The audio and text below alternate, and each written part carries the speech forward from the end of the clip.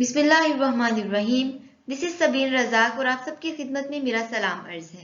Dear students, welcome to second episode of Light Reactions of Photosynthesis. In this episode, we are gonna discuss non-cyclic phosphorylation and cyclic phosphorylation with a detailed illustration on the screen.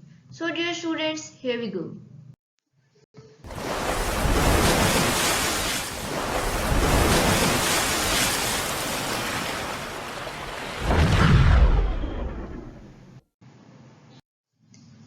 First of all, what is phosphorylation? So dear students, formation of ATP during electron flow is called phosphorylation. यानी कि electron flow के दौरान जो ATP बनती है उस process को हम phosphorylation कहते हैं. In light reactions, it is referred as photophosphorylation due to utilization of light. Light reactions में हम इस फॉस्फोराइलेशन के प्रोसेस को फोटोफॉस्फोराइलेशन कहते हैं. क्यों? क्योंकि लाइट रिएक्शंस के अंदर लाइट की यूटिलाइजेशन होती है, फिर एटीपी बनती है. फोटो मींस लाइट, इसीलिए हम लाइट रिएक्शंस के अंदर होने वाली फॉस्फोराइलेशन, फॉर्मेशन ऑफ एटीपी को फोटोफॉस्फोराइलेशन कहते हैं. ठीक हो गया. नेक्स्ट हमारे पास फोटोफॉस्फोराइलेशन या फॉस्फोराइलेशन की दो टाइप्स हैं.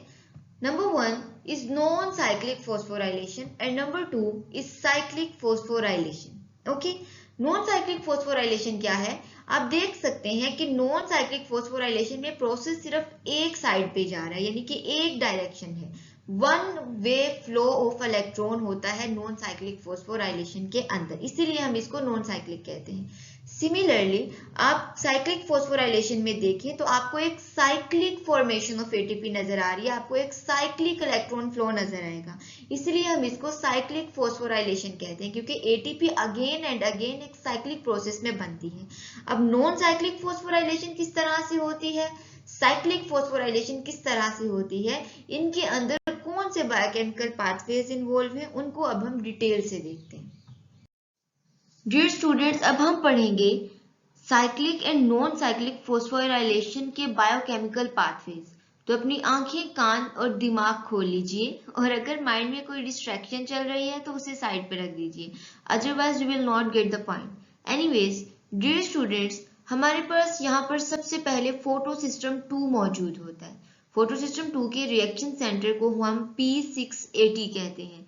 इसको P680 क्यों कहते हैं? क्योंकि ये बेस्ट एब्जॉर्ब करता है 680 नैनोमीटर की वेवलेंथ को. ओके, अब होता क्या है कि जब इस फोटो सिस्टम 2 के रिएक्शन सेंटर पर सोलर एनर्जी पड़ती है, यानी कि लाइट एनर्जी से एक फोटोन इसके ऊपर पड़ता है, तो इस रिएक्शन सेंटर के अंदर मौजूद एक इलेक्ट्रॉन इस फोटोन को एब्जॉर्ब कर लेता है. तो जब इलेक्ट्रॉन इस फोटोन को एब्जॉर्ब करता है तो क्या होता है कि ये जो फोटो सिस्टम 2 का रिएक्शन सेंटर है ये एक्साइटेड हो जाता है, इसकी एनर्जी हाई हो जाती है. और P680 के एक्साइटेड या इसकी एनर्जी हाई होने की वजह क्या है? वो इलेक्ट्रॉन जिसने सन से आने वाले फोटोन को एब्जॉर्ब किया है. ठीक हो गया. अब वो इलेक्ट्रॉन इस रिएक्शन सेंटर के अंदर मौजूद है और उसकी पोटेंशियल एनर्जी अपनी सराउंडिंग्स से ज्यादा हो गई है और इस वजह से वो हाई एनर्जी इलेक्ट्रॉन अनस्टेबल है और इस रिएक्शन सेंटर से निकलना चाहता है. तो इसलिए अपनी अनस्टेबिलिटी की वजह से ये इलेक्ट्रॉन रिएक्शन सेंटर से बाहर मूव कर जाएगा. जब ये इलेक्ट्रॉन रिएक्शन सेंटर P680 को लीव करेगा तो P680 के अंदर हमारे पास एक इलेक्ट्रॉन होल क्रिएट हो जाएगा. ओके, अब ये इलेक्ट्रॉन होल जब P680 के अंदर क्रिएट होगा तो P680 एक पावरफुल ऑक्सीडाइजिंग एजेंट या फिर ऑक्सीडेंट बन जाएगा, यानी कि P680 चाहता है कि इसके इलेक्ट्रॉन होल को फिल किया जाए. अब ये अपना इलेक्ट्रॉन होल कैसे फिल करेगा? ये अपना इलेक्ट्रॉन होल फिल करने के लिए किसी दूसरे मॉलिक्यूल को ऑक्सीडाइज करवाएगा और उससे इलेक्ट्रॉन छीन के अपना इलेक्ट्रॉन होल फिल करेगा. अब इस इलेक्ट्रॉन की कुर्बानी कौन देगा, अब हम ये देखते हैं. तो डियर स्टूडेंट्स, यहाँ पर हमारे पास ऑक्सीजन इवॉल्विंग कॉम्प्लेक्स मौजूद होता है जो कि वाटर के मॉलिक्यूल की क्या करवाता है? ऑक्सीडेशन करवाता है. और इस ऑक्सीडेशन के नतीजे में ऑक्सीजन मॉलिक्यूल और प्रोटॉन्स बनते हैं और साथ ही साथ ऑक्सीडेशन क्या होती है? Loss of electrons. वाटर से जो इलेक्ट्रॉन्स निकलते हैं वो निकलते हैं in the presence of an enzyme called YG and it is a water splitting enzyme. Okay, यानी कि इस वाटर सप्लिटिंग एंजाइम की प्रेजेंस में हमारे पास जो इलेक्ट्रॉन्स हैं वो वाटर से रिलीज होते हैं और ये वाटर स्प्लिटिंग एंजाइम इन इलेक्ट्रॉन्स को रिसीव करके रिएक्शन सेंटर P680 के पास भेज देता है और इसके इलेक्ट्रॉन होल को फिल कर देता है। That's it dear student. अब ये जो वाटर स्प्लिटिंग स्टेप है, यहाँ पर एक बात आप याद रखिए कि हमारे पास यहाँ पर जब दो वाटर मॉलिक्यूल स्प्लिट होते हैं तो एक ऑक्सीजन मॉलिक्यूल बनता है और साथ 4 हमारे पास प्रोटॉन्स या 4 हाइड्रोजन आयंस बनते हैं। ओके, अगर हमारे पास यहाँ पर एक वाटर मॉलिक्यूल स्प्लिट हो तो फिर क्या होगा, फिर हमारे पास एक ऑक्सीजन एटम या हाफ मॉलिक्यूल ऑफ ऑक्सीजन बनेगा और 2 प्रोटॉन्स बनेंगे। ओके, अब क्योंकि हमें एक ऑक्सीजन का मॉलिक्यूल बनाना है तो यहाँ पर हमारे पास 2 वाटर मॉलिक्यूल स्प्लिट होते हैं। इस वाटर स्प्लिटिंग स्टेप को हम फोटोलाइसिस कहते हैं। ठीक हो गया। हम क्या देख रहे थे, हम उस इलेक्ट्रॉन की कहानी देखेंगे जो कि रिएक्शन सेंटर को छोड़कर बाहर मूव कर चुका है, यानी कि इस इलेक्ट्रॉन के साथ नेक्स्ट क्या होता है अब हम वो देखेंगे। तो डियर स्टूडेंट्स, ये वाला इलेक्ट्रॉन रिसीव कर लिया जाता है by primary electron acceptor pheophytin, यानी कि फियोफाइटिन यहाँ पर मौजूद होता है, एक प्राइमरी इलेक्ट्रॉन एक्सेप्टर जो इस इलेक्ट्रॉन को क्या कर लेता है, रिसीव कर लेता है, एक्सेप्ट कर लेता है। ओके, अब फियोफाइटिन के पास पहुंचने के बाद भी इलेक्ट्रॉन अनस्टेबल रहता है, इसकी एनर्जी हाई होती है इसकी ग्राउंड स्टेट से, तो इलेक्ट्रॉन क्या होगा, अभी भी अनस्टेबल होगा, तो वो यहां से भी मूव कर जाएगा और कहां पर चला जाएगा, ये चला जाएगा QA यानी कि प्लास्टोक्विनोन A के पास हमारे पास ये इलेक्ट्रॉन आ जाएगा। ठीक है, अब प्लास्टोक्विनोन A के पास पहुंचने के बाद भी ये इलेक्ट्रॉन अनस्टेबल होगा क्योंकि इसकी एनर्जी अभी भी हाई है, तो वो यहां से भी मूव कर जाएगा ड्यू टू इट्स अनस्टेबिलिटी और कहां पर जाएगा, QB के पास, प्लास्टोक्विनोन B के पास ये इलेक्ट्रॉन चला जाएगा। अब प्लास्टोक्विनोन एक प्रोटीन है जो कि इलेक्ट्रॉन कैरियर्स हैं। ओके, अब ये प्लास्टोक्विनोन B के पास पहुंचने के बाद भी इलेक्ट्रॉन अनस्टेबल रहता है क्योंकि इसकी एनर्जी अभी भी हाई है, तो फिर क्या करेगा, ये यहां से भी मूव कर जाएगा और पहुंच जाएगा साइटोक्रोम B6F कॉम्प्लेक्स के पास।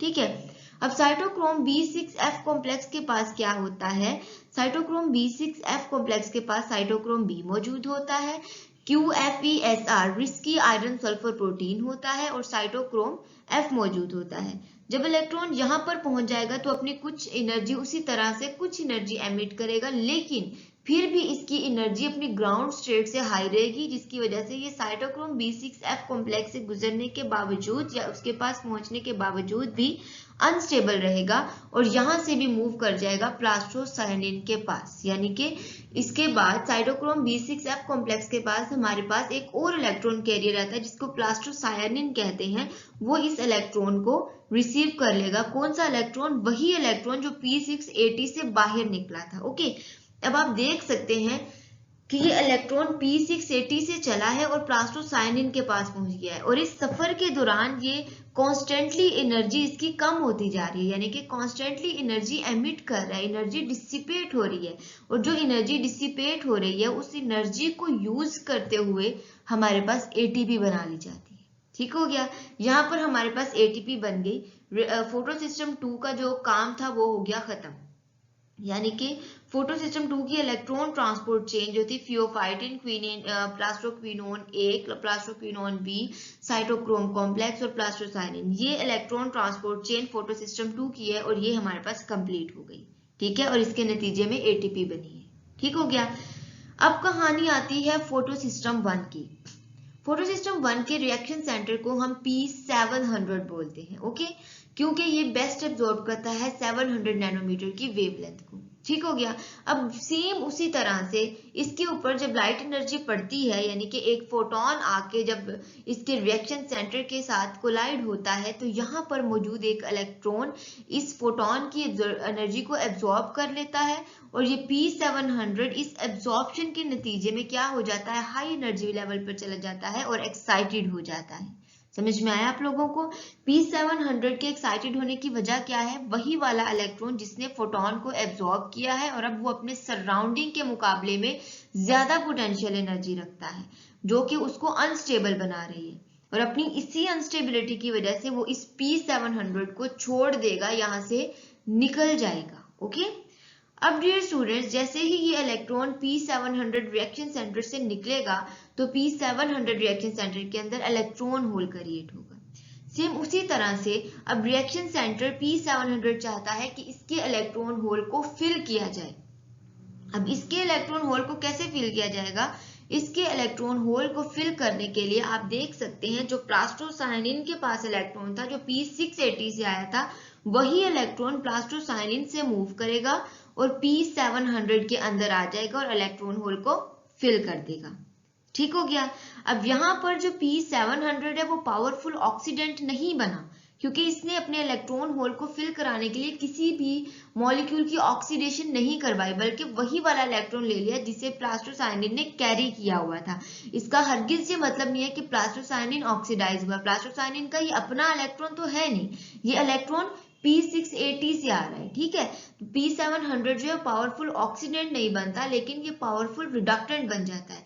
अब मैं इसको पावरफुल रिडक्टेंट क्यों कह रही हूँ ये हम देखते हैं चेन, इलेक्ट्रॉन ट्रांसपोर्ट चेन के एंड पे। ओके, सो डियर स्टूडेंट्स, अब हम देखते हैं उस इलेक्ट्रॉन की कहानी जो कि P700 से मूव कर गया है due to instability, due to high energy. तो डियर स्टूडेंट, इस इलेक्ट्रॉन को रिसीव कर लेता है A0 या A0 भी इसको बोल सकते हैं। ये जो A0 है ये एक क्लोरोफिल मॉलिक्यूल है जो कि रिएक्शन सेंटर P700 के अंदर ही मौजूद होता है। तो ये इलेक्ट्रॉन जो है वो किसके तरफ मूव कर जाता है? क्लोरोफिल A0 के पास। ओके, अब यहाँ पर पहुंचने के बाद भी इलेक्ट्रॉन की एनर्जी हाई रहती है, वो अनस्टेबल रहता है, जिसकी वजह से इलेक्ट्रॉन यहाँ से भी मूव कर जाता है और पहुंच जाता है A1 के पास। A1 क्या है? A1 हमारे पास प्राइमरी इलेक्ट्रॉन एक्सेप्टर है जिसके पास P700 से निकलने वाला इलेक्ट्रॉन पहुंच चुका है। अब जब वो यहाँ पर पहुंच जाएगा तब भी इस इलेक्ट्रॉन की energy as compare to its ground state energy high रहेगी और वो अनस्टेबल होगा। इस अनस्टेबिलिटी की वजह से इलेक्ट्रॉन यहाँ से भी मूव कर जाएगा और कहाँ पर पहुंच जाएगा? ये पहुंच जाएगा आयरन सल्फर X के पास। ओके, आयरन सल्फर FeSX के पास पहुंचने के बावजूद भी इसने कुछ एनर्जी एमिट की, लेकिन अभी भी इसकी एनर्जी हाई है और ये अनस्टेबल है, तो यहाँ से भी इलेक्ट्रॉन मूव कर जाएगा और पहुंच जाएगा FeSA के पास, आयरन सल्फर A के पास। सिमिलरली यहाँ पर भी इलेक्ट्रॉन अनस्टेबल होगा तो यहाँ से भी मूव कर जाएगा और पहुंच जाएगा आयरन सल्फर B के पास। आप लोग को समझ आ रही है? इलेक्ट्रॉन जैसे जैसे मूव कर रहा है आप देख रहे हैं इसकी एनर्जी कम हो रही है, क्योंकि हर चीज स्टेबिलिटी की तरफ जाना चाहती है। अब इलेक्ट्रॉन ने फोटोन तो एब्जॉर्ब कर लिया, लेकिन इस फोटोन की एनर्जी ने इसको अनस्टेबल कर दिया। अब इलेक्ट्रॉन चाहता है कि इसकी एनर्जी जो है वो कहीं ना कहीं एमिट हो जाए, यूटिलाइज हो जाए और वो दोबारा से स्टेबल हो जाए। ये इलेक्ट्रॉन एनर्जी कैरी कर रहा है अपने साथ साथ और लो एनर्जी मॉलिक्यूल्स की तरफ मूव करता जा रहा है। ठीक हो गया, और अपनी एनर्जी को क्या करता जा रहा है? रिलीज करता जा रहा है। अब डियर स्टूडेंट, FeSB के पास पहुंचने के बावजूद भी इलेक्ट्रॉन अनस्टेबल रहता है और फाइनली मूव कर जाता है फेरिडॉक्सिन के पास। ओके, अब फेरिडॉक्सिन के पास पहुंचने के बाद यहाँ पर हमारे पास एक एंजाइम मौजूद होता है FNR फ्लेवोप्रोटीन NADPH रिडक्टेज, जो कि रिडक्शन करवाता है, रिडक्शन करवाने में हेल्प आउट करता है। ये इलेक्ट्रॉन FNR के पास जाता है और FNR इस इलेक्ट्रॉन को भेज देता है NADP पॉजिटिव के पास, यानी कि इस इलेक्ट्रॉन को यूटिलाइज करते हुए NADP पॉजिटिव को NADPH में कन्वर्ट कर दिया जाता है, जो कि क्या है? जो कि रिडक्शन है। इसीलिए मैंने कहा था कि photo system 1 P700 electron loss करने के बाद पावरफुल रिडक्टेंट बन जाता है, पावरफुल ऑक्सीडेंट नहीं बनता, क्योंकि आप देख रहे हैं कि किस तरह से इसके इलेक्ट्रॉन ने एंड पे जाके NADPH बनाया है और NADP की रिडक्शन की है। ठीक हो गया। सो डियर स्टूडेंट्स, ये थी हमारे पास इस सारे प्रोसीजर को। अब अगर आप गौर से देखें तो यहाँ पर एक बड़ा सारा Z बन रहा है, इसीलिए हम इस बायोकेमिकल पाथवे को क्या कहते हैं? Z स्कीम कहते हैं। और ये Z स्कीम किसका बायोकेमिकल पाथवे है? नॉन साइक्लिक फॉस्फोराइलेशन का। ये जो हमारे पास पूरा मैकेनिज्म हो रहा है ये नॉन साइक्लिक फॉस्फोराइलेशन है। ओके, अब डियर स्टूडेंट्स, कभी कभार क्लोरोप्लास्ट के अंदर अनयूजुअल सिचुएशंस आ जाती हैं, जैसे कि हमारे पास ATP की अमाउंट कम हो जाती है और NADPH की अमाउंट ज्यादा हो जाती है क्लोरोप्लास्ट के अंदर। और NADPH एक्यूमुलेट होना शुरू हो जाता है। ऐसे में ये जी स्कीम कि एटीपी जो है वो इनफ नहीं होती इन नीड्स को पूरा करने के लिए, क्लोरोप्लास्ट की सेल की नीड्स को पूरा करने के लिए जी स्कीम से बनने वाली एटीपी इनफ नहीं होती। तो यहाँ पर ये वाला प्रोसेस शिफ्ट हो जाता है टुवर्ड्स अ साइक्लिक प्रोसेस, जिसमें इलेक्ट्रॉन फेरिडॉक्सिन से FNR के पास जाने की बजाय साइटोक्रोम B6F कॉम्प्लेक्स के पास वापस चला जाता है और वहां से मूव करके प्लास्टोसाइनिन के पास एंड देन P700 के पास, फिर P700 से मूव करके दोबारा फेरिडॉक्सिन के पास। और ये एक साइक्लिक प्रोसेस होगा और इसके नतीजे में हमारे पास एटीपी बनेगी। और ये प्रोसेस कब तक होगा? ये प्रोसेस तब तक होता रहेगा जब तक हमारे पास क्लोरोप्लास्ट की सेल की एटीपी की जो डिमांड्स है वो पूरी नहीं हो जाती। ठीक है, ये शिफ्टिंग क्यों हुई है नॉन साइक्लिक से साइक्लिक की तरफ? क्योंकि NADPH एक्यूमुलेट हो गया है और साइकिल जो है वो स्लो हो गया है और एटीपी की नीड्स पूरी नहीं हो रही, इसलिए हम साइक्लिक प्रोसेस के जरिए से एटीपी बनाते हैं और NADPH नहीं बनाते, ताकि NADPH और एटीपी के अमाउंट को बैलेंस किया जा सके। ठीक हो गया। अब इस शिफ्टिंग वाले जो साइक्लिक प्रोसेस में शिफ्ट हो गया, इस साइक्लिक प्रोसेस को हम कहते हैं, इस पूरे साइक्लिक प्रोसेस को हम कहते हैं साइक्लिक फोस्फोराइलेशन। ठीक हो गया। तो डियर स्टूडेंट्स, ये थी हमारे पास cyclic and non cyclic phosphorylation की कहानी। अगर आप लोगों को समझ नहीं आया तो इसी वीडियो को दोबारा से रिप्ले करके देखिए, मैंने बहुत डिटेल से आपको समझाया है। आई होप सो कि आपको समझ आ गया होगा। और अगर फिर भी कोई क्वेश्चन हो तो कमेंट सेक्शन में जरूर पूछिए, हम आपके क्वेश्चंस को एड्रेस करेंगे। जी, तो अब मिलेंगे हम लोग नेक्स्ट लेक्चर में, जिसमें हम कीमियोऑस्मोसिस का प्रोसेस देखेंगे। तब तक के लिए अपना और अपने पेरेंट्स का ख्याल रखिए। अल्लाह हम सबका हामी नासिर हो। आमीन।